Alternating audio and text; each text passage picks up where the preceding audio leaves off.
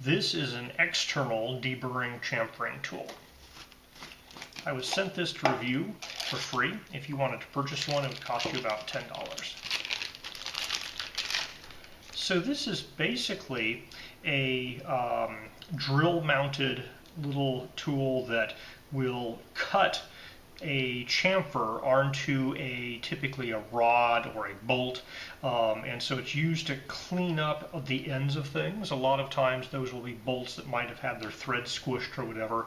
So you put this down on the bolt, hit it with your drill, it'll make kind of a 60-degree angle chamfer, and hopefully while it's doing that it'll get those threads ready to go so you can easily screw a nut onto the end of a threaded rod or a bolt.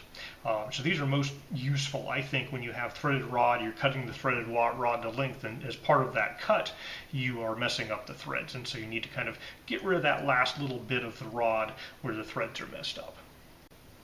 This particular one is machined in two parts. So you have the actual chamfering cutter there. It has the 3 cutting blades. And then you have this bit that goes into your drill. And so it's threaded in such a way that when you're turning this thing clockwise and cutting, it's not going to unscrew on itself. And you're not really supposed to be backing it out. You just, and then you take it off. This particular one is sized 1/8 inches, the smallest rod you can use it on, up to 3/4 inch.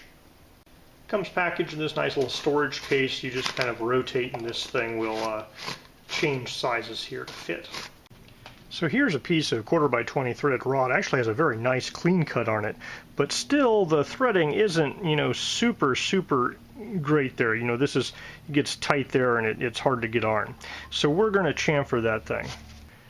Now when you use this, you want to put just a small amount of oil or cutting fluid, which is basically oil, inside of it, not too much. I went ahead and put this on here, just kind of distributed some of that oil onto the threads as well.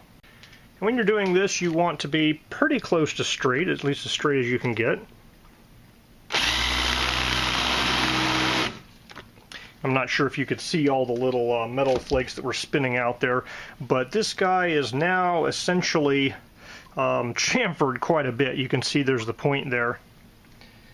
And so when we put this nut on it, we can screw that on and just finger tight it goes into those threads and continues on the threaded rod. So if you have something threaded, you need it nicely chamfered, this guy is what you need.